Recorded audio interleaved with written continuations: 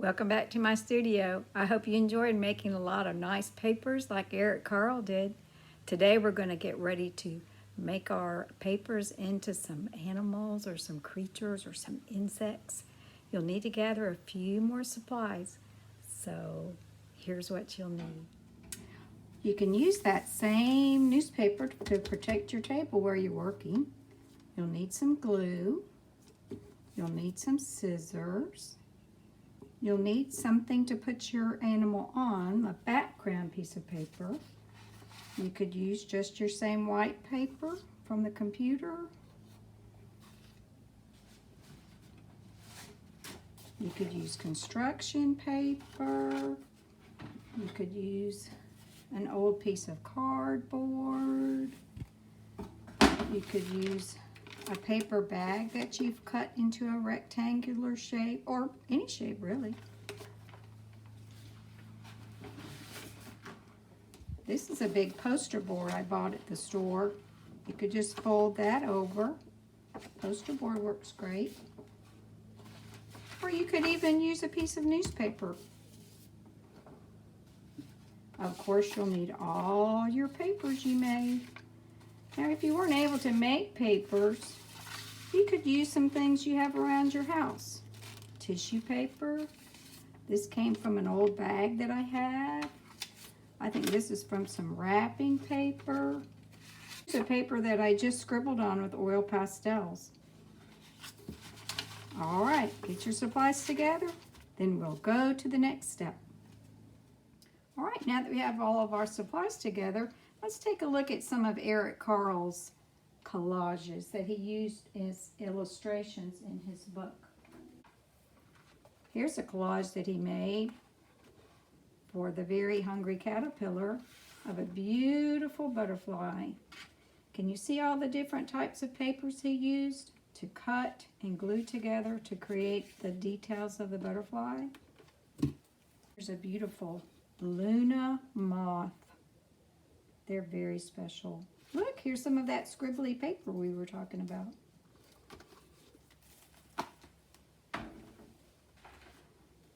He did all kinds of animals. And look, he even did a snail.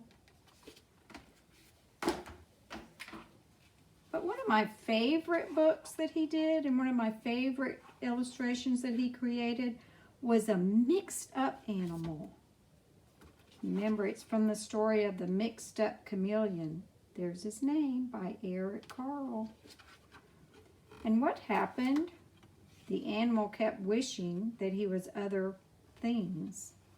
And he began to grow all of those different parts of the different animals.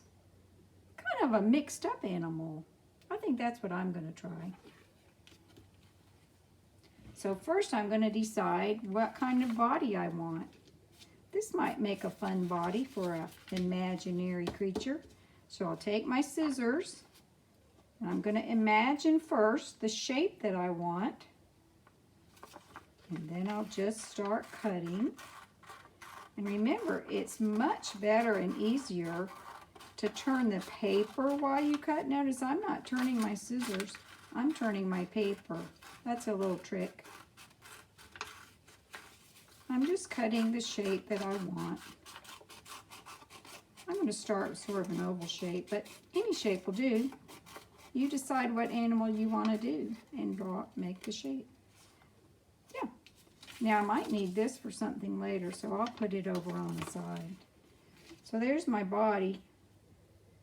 Now I think I'll do some legs, and I think I'll do 4.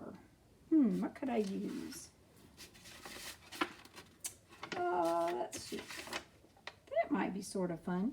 Now here's another trick for you. If you need to cut out more of one of something, you can fold your paper over, and when you cut, instead of just cutting one, guess how many you're cutting? If you guessed 2, you're right. 1 cut, 2 legs. There, it looks good. Those could be my front legs. I might choose something else for my back legs. What was that trick I said again? Oh yeah, fold your paper. Oh look, even the back looks good. Fold your paper over. Cut the shapes that you want. Remember Mr. Matisse, how he used to cut shapes without drawing them first? He called it drawing with scissors. I just love that. And if something happens and it doesn't turn out exactly the way you want it, easy schmeezy.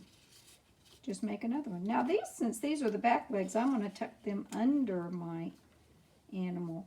I decided not to glue anything down yet until I have it just the way I want it. Now since this is going to be a crazy mixed up animal, what's next? Maybe a neck. I think I'll use some of this fun tissue paper. I'll try that. Now I'm just going to continue to cut and arrange my pieces. Oh look, it turned out to be a long neck. Well, that could be fun. Yes, I think I'll have this long neck.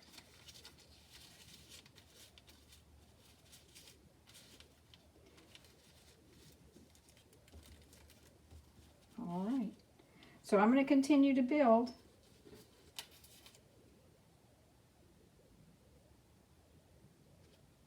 And once I finish, I'll show you what to do next.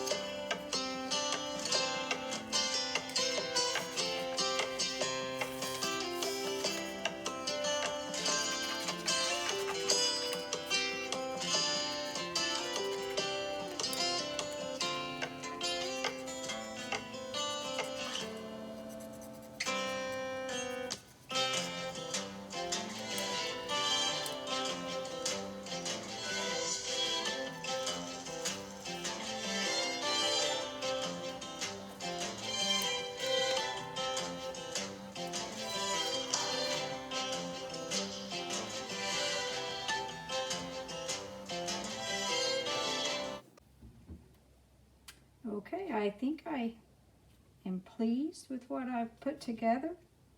Although I think I might like something dark. Do you remember that poem we talked about? Something big, something small, something short, something tall, something dark, something light makes our pictures look all right. I think I need a little something dark.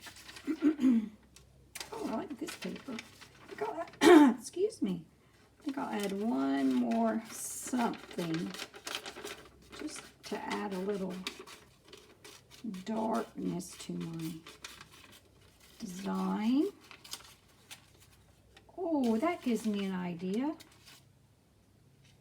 Yes, instead of just one, I need a bunch of those. I'm going to do some different color spots. So I'm going to fold that paper over, and it's thin, so it's easy to fold and cut.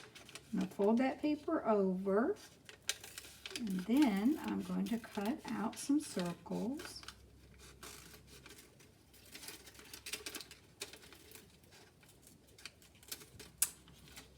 And those will be my spots.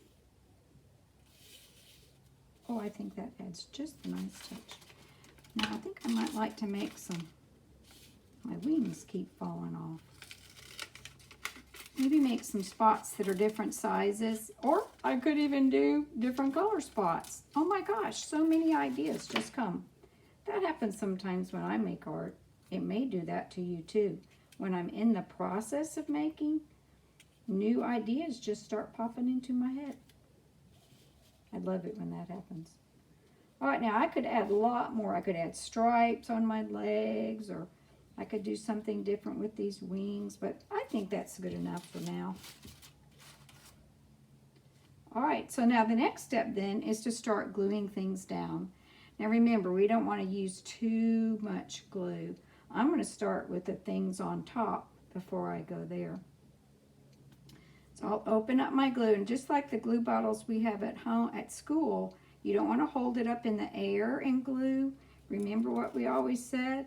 Put the glue tip on the paper, just let a little tiny bit of glue come out, and then put your piece on top. Little tiny bit. Don't squeeze too much. It'll squish out.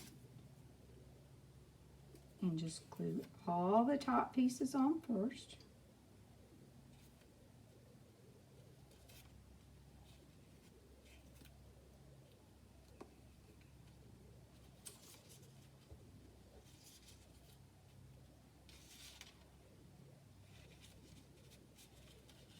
Oh, maybe this guy's going to be jumping. That might be sort of fun. All right, I'm going to continue gluing.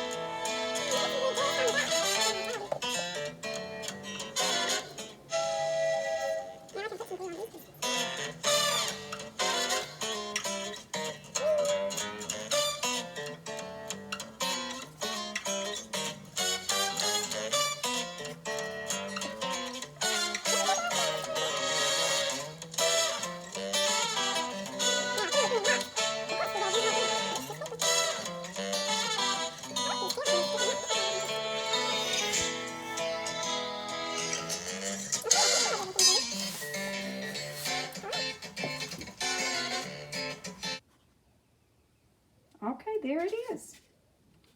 A crazy mixed up animal. I can't wait to see what you make.